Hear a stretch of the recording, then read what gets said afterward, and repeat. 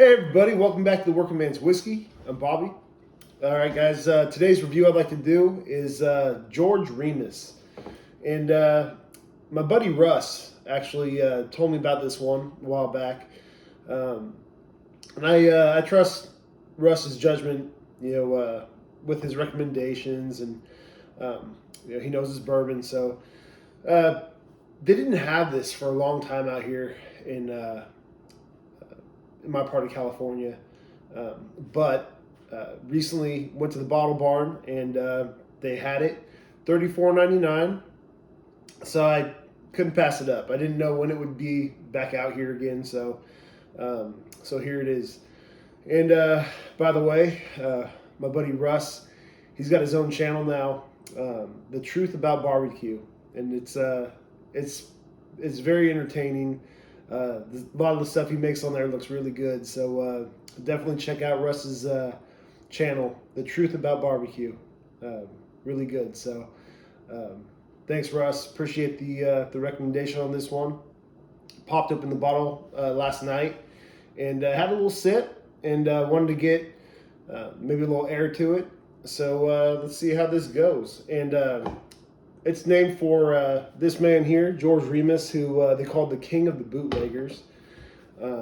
During Prohibition, he was pretty well known for the whiskey that he was distributing and whatnot. So here we go, guys.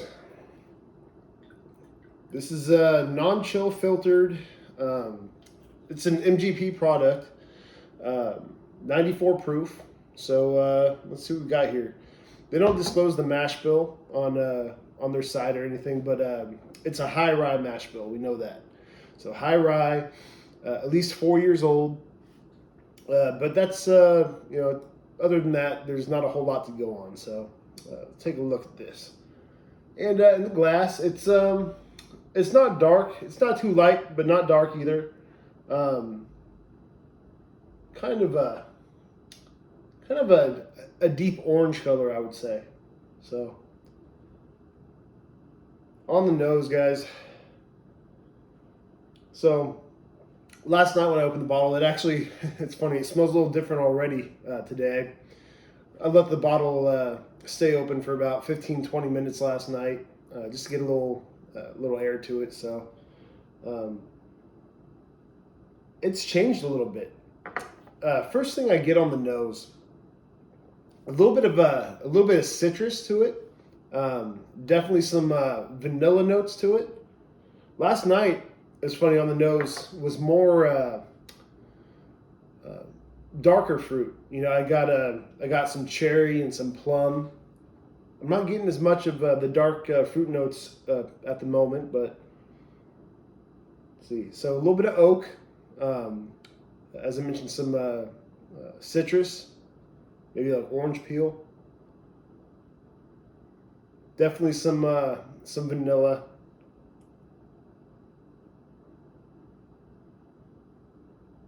Not getting a whole lot more on the nose at the moment, but let's take a sip.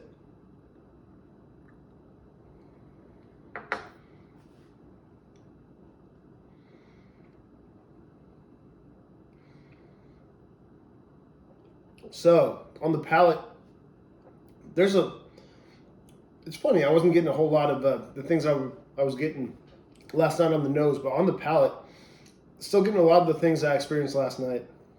So you do get a pretty good hit of rye right there, good spice. I'm getting some of the citrusy notes that I was just getting on the nose, but I'm getting more of the darker fruit note that I was getting last night, the cherry, some plum. So those are there. Those are great. Some brown sugar, definitely some brown sugar. Vanilla.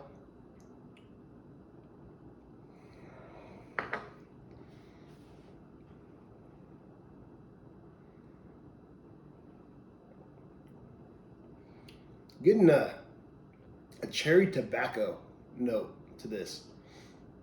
It's a nice note. I really enjoy that. So, but the oak definitely there. The rye, it's it's not really spicy, but if you like rye whiskeys, if you like the rye heavy bourbons, you're gonna like this one a lot. Uh, Good punch of rye there.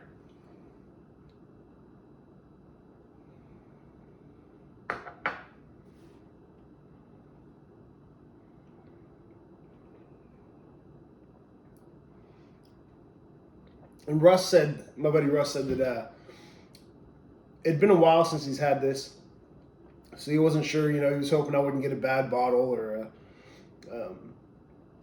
just it wouldn't be too thin. And it's not. I wouldn't call this a thick whiskey. It's not one of those chewy whiskeys.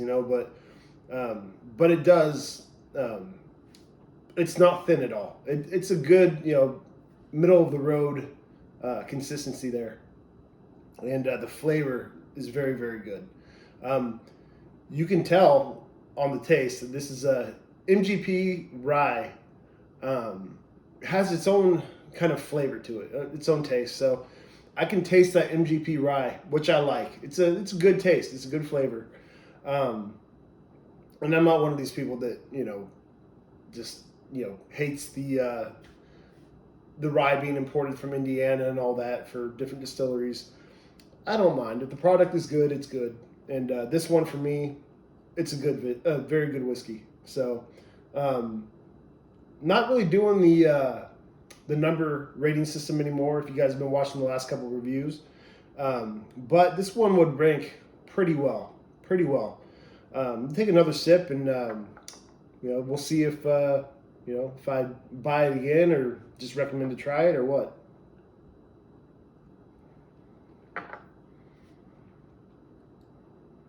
I'm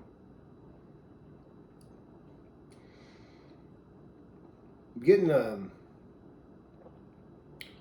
more like a caramelized sugar with that one, brown sugar. Getting more of the molasses type note to it though. This is a very good whiskey, and I would buy this again for sure. Definitely buy this one again. Hopefully they keep stocking it at the Bottle Barn, $34.99. Very good price. I've seen this one priced just reading about it online. Between 40 and some places have it for 35 or so, but some places have it up towards $40 to $45 for a bottle. So feel pretty good. I got this at $34.99, and it's a good pour, guys. It's a very good pour. I would recommend this to drink neat. I'm loving it neat, but this would also make a good old fashioned, a good Manhattan. Your classic whiskey cocktails. That high rye in there is always good for whiskey cocktails. So, and at $34.99, it's still, a good enough price to where I wouldn't feel bad mixing it. A lot of the kind of higher priced bourbons don't like mixing as much. Got to enjoy those for the money you put out for it. But this one is definitely a great sipper, great mixer. And like I said, I highly recommend this. I would buy this again. Not really doing the number scale anymore, but just to give you an idea of where I'm sitting with this one, I'd give this a solid probably 91 out of 100. And it's very, very good. Not sure if they've changed if they've changed the formula at all or not since they started it, but it's very good as is. I really enjoyed this one. So hopefully you guys will be able to find this one wherever you are. George Remus. Here's the label. And that's it for this one, guys. Look forward to getting back on here soon. And hope you all have a great weekend. Kind of doing this little break in the weekend for me. Kids have games, but we have a little break. So wanted to get this one on here while I could. So anyway, you guys have a great one. Look forward to talking to y'all soon. And until next time, cheers. And thanks to my buddy Russ again. Appreciate it, man. You always you haven't let me down. So thank you.